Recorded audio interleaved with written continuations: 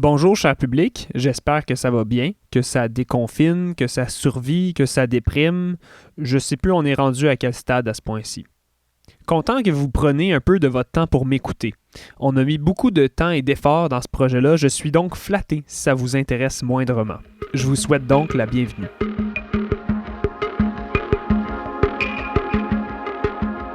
Pour vous situer dans le temps, j'écris ces lignes en mai 2020. À ce point-ci, je ne sais pas où ça s'enligne. Dans cette émission, je vous parle d'une histoire qui me semble oubliée, méconnue. Il suffit de faire un peu de recherche sur Internet pour réaliser qu'il y a trop peu d'informations à ce sujet. Cependant, à chaque fois que je me désintéresse, que j'en arrive à une impasse, un filon ressurgit. Je découvre quelque chose. De plus, certaines personnes semblent émettre un doute. Est-ce que cette histoire est oubliée parce qu'au fond, elle est vraiment peu intéressante, ou bien elle est oubliée, mise de côté, et que son oubli profiterait à quelqu'un? On dit que l'histoire est écrite la plupart du temps par les vainqueurs. C'est d'ailleurs quand même très vrai. Y a-t-il dans celle-ci un gagnant et un perdant? Ou le mystère est non fondé et déjà résolu, sans intérêt? Je sais pas, mais reste que c'est mystérieux. Et quand il y a un doute, je persiste.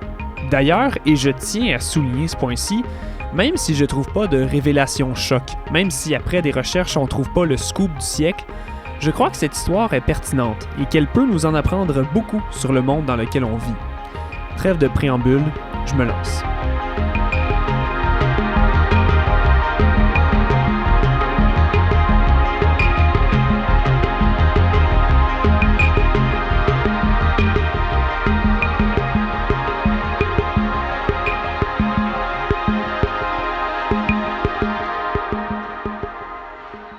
Cette histoire commence à l'Avenir.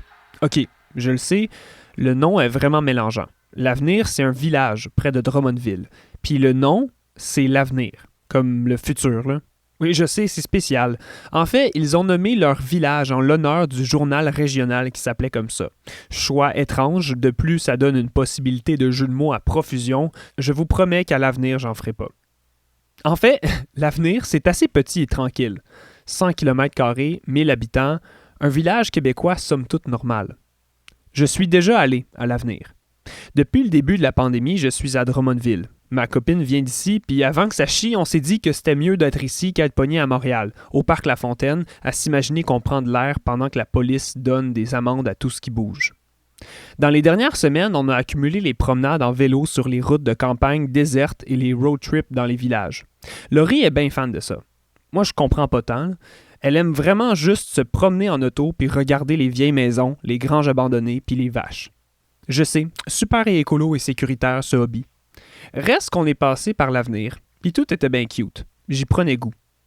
On roule en ziotant le paysage et Laurie me mentionne que sur la 55, non loin d'où on se promène, il y a une place bizarre, un endroit avec 3 grosses croix. Elle me dit, sans trop être certaine, que c'était une secte là-bas, que ses amis sont déjà allés. Ma curiosité, comme la vôtre, j'espère, est déjà piquée. Une secte? Ici? J'irai pas jusqu'à dire que je m'y connais en termes de secte. Ce serait un peu inquiétant, comme quelqu'un qui est passionné de taxidermie. Mais disons que je connais mes classiques. Je suis au courant de ce qui s'est passé au Québec, du moins. Les sectes, ça fascine l'imaginaire collectif. Prenez 2 secondes pour réaliser combien il y a de documentaires Netflix sur les sectes. C'est épeurant, c'est spooky, c'est intriguant une secte. On parle de gens exclus du monde, de notre monde, qui finissent un peu trop souvent par tous se tuer d'ailleurs, et ces gens-là croient en un seul truc, une seule personne, et sont comme obnubilés par celle-ci. C'est assez intéressant. Fait qu'on roule et je dis une secte, genre secte ou secte? Parce que, en fait, soyons honnêtes, la définition même du mot secte n'est pas très claire. Quand on entend le mot, on pense tout de suite aux extrêmes, suicide collectif, abus, puis plein d'autres affaires bien cute de même. Dès qu'on désigne un groupe comme étant une secte, ça peut sonner très péjoratif et insultant pour celui-ci. Donc, c'est quoi une secte? Ta cousine qui vend des produits Avon, c'est une secte? Ton ami vegan qui te parle sans arrêt de Cowspiracy, est-ce que c'est une secte, ça? La définition du mot a été plusieurs fois remise en question.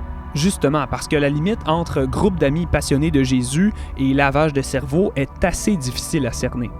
À la base, le mot désigne simplement une séparation quelconque, comme dans le mot sectionner.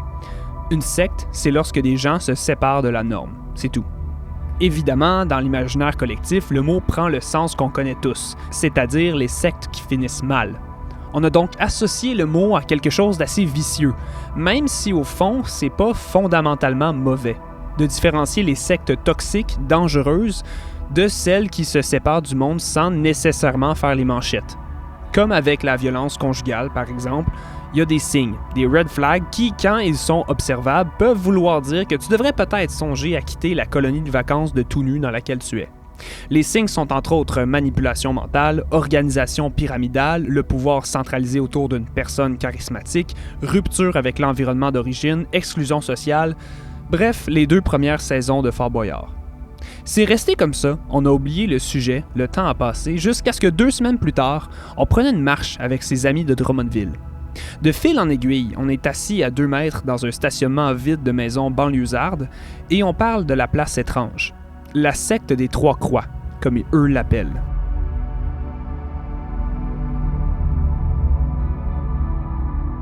J'ai fini par comprendre que les amis à ma copine, ils allaient là, eux, avant. Ils allaient sur place, ils s'infiltraient. Ils disaient que cette place-là, c'était abandonné, qu'il fallait être prudent, pas se faire voir. Mais d'aller là, c'était genre un thing, c'était une activité. Ouais, c'est ça qui arrive quand on s'occupe pas des jeunes en région. Ça infiltre des sectes abandonnées au lieu de, je sais pas moi, aller au cinéma ou genre s'amuser. Juste pour être clair, je vais modifier ta voix, oui ou non? Non, ça me dérange pas. Ta voix, c'est chill, mais on va pas dire ton nom. On va t'appeler... Comment tu veux qu'on t'appelle? Directum. Ça me fait beaucoup rire. Directum, comme il préfère se faire nommer, c'est un des amis du secondaire à Laurie. Lui, c'est un d'entre eux qui s'est souvent rendu là pour explorer les lieux. Bon, je vais nommer l'éléphant dans la pièce.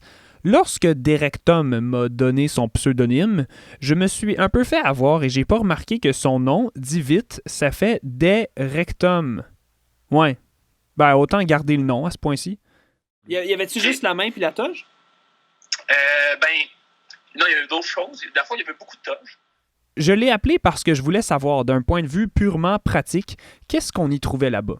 Je me demandais aussi pourquoi quelqu'un irait là de son plein gré. Directum me disait qu'il ramenait des choses chez lui, à chaque fois qu'il se rendait là. Il appelait ça des artefacts. Puis, parmi les 2 VHS que j'ai trouvé, que j'ai ramené, ouais.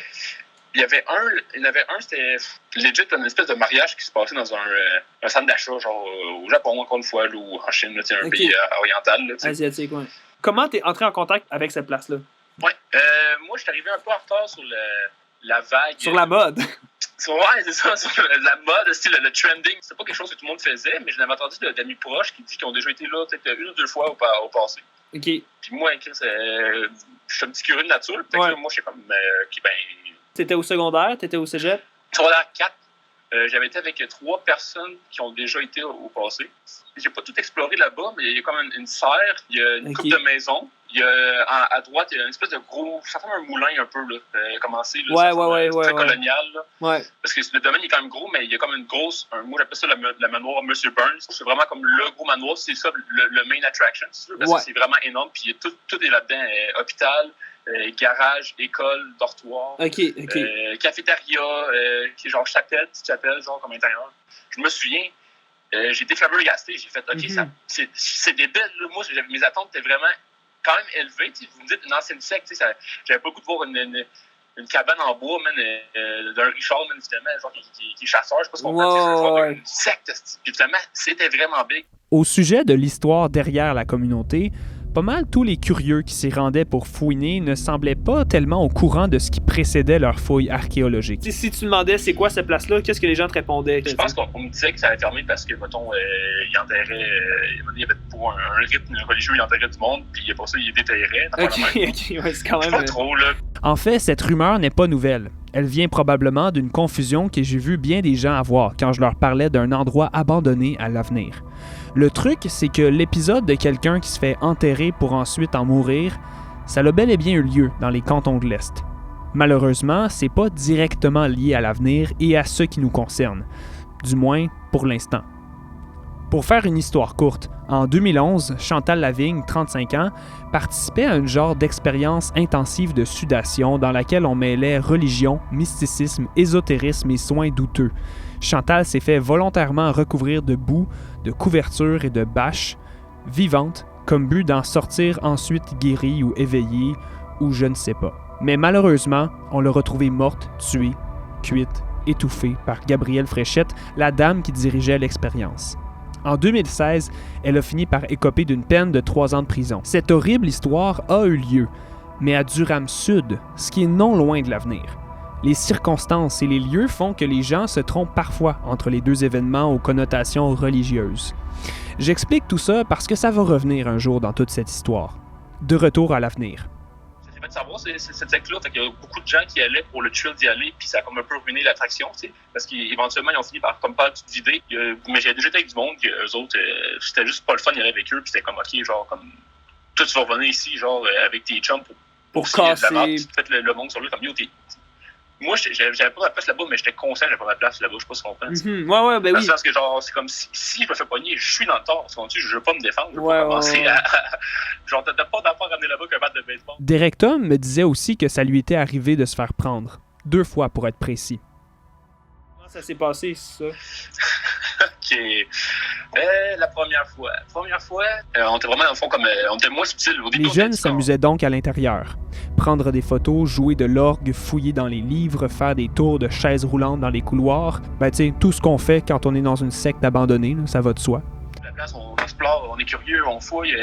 Un peu du looting, un peu, c'est le fun, genre trouver des artefacts, justement, des petits trésors. Cela dit, on part de là-bas, on est moins soucieux, fait qu'on parle. Rendu aux voitures, on voit 2 lumières arriver vers nous. On rentre dans la voiture, puis nous, on a comme le réflexe de marde qui est de pas s'enfuir puis juste se cacher, mais même si tu te caches dans ton char, le char, il reste là. Ce que Derek Tom m'explique ensuite, c'est que les autres conducteurs finissent par se garer tout droit devant eux. Les autos sont donc nez à nez. Les inconnus sortent du véhicule, bâtons de baseball et masses à la main. Aussitôt, ceux-ci se mettent à taper sur l'auto et à crier des insultes. Ils réussissent même à désaxer la roue d'une des autos. Ouais, non, c'est vraiment trash.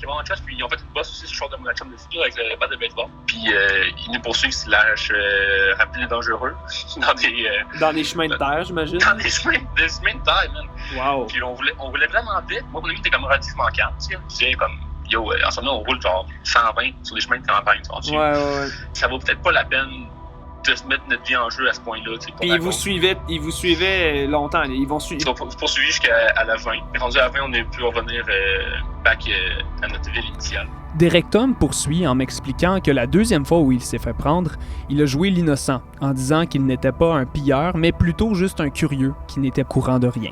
Les gens qui les ont poursuivis étaient donc sûrement pas des ex-membres de la communauté, mais peut-être qu'ils possédaient les lieux. À ce moment-là, le témoignage de Derek Tom me semblait aussi crédible que son choix de pseudonyme. Je veux dire, un ado de Drummondville qui s'amuse à entrer dans des fermes à moitié abandonnées avec un passé soupçonné sectaire en volant des bibelots et en brisant des fenêtres, ça confirme rien du tout. Disons que c'est pas synonyme de fait vérifié et approuvé par le pharmacien. Derek Tom disait lui-même que c'était assez absurde de s'attendre à ne pas manger des coups de batte en s'infiltrant sur une propriété privée. Logique. Tu sais, secte ou pas, si quelqu'un vient chez vous à 3h du matin, fouille dans tes affaires, brise des choses, tu l'accueilles pas avec une bouteille de bulles pis des chips.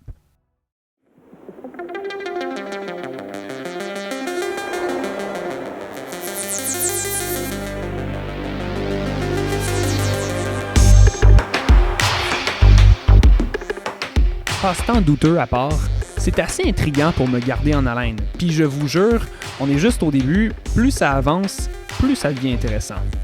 Bon, premièrement, il y a des objets que Derek Tom m'a énoncés qui éveillaient une certaine curiosité en moi. Les images de vue aérienne de la Saskatchewan, des livres japonais et les images d'un mariage japonais. Je veux dire, c'est rien d'incroyable, mais c'est étrange. Aussi, même si Derek Tom ne me révélait pas de triple meurtre, de symboles sataniques ou la découverte d'un cadavre en putréfaction, je restais quand même intéressé par le fait même qu'il m'explique l'ampleur de la communauté, du terrain qu'ils possédaient ces gens-là. On disparaît pas du jour au lendemain, incognito, sans laisser de traces, si on a sur notre ferme un moulin, des serres, une école, des dortoirs et j'en passe. Comme il disait, c'était pas juste une cabane dans le bois, c'était un village. Clairement, il y avait des réponses à nos questions. À ce moment-là, je voulais juste trouver l'info de base. Qui était là? Pourquoi ça a pris fin et combien de temps ça a duré? J'ai fini par trouver. Tout ça dans le prochain épisode de L'Avenir nous le dira.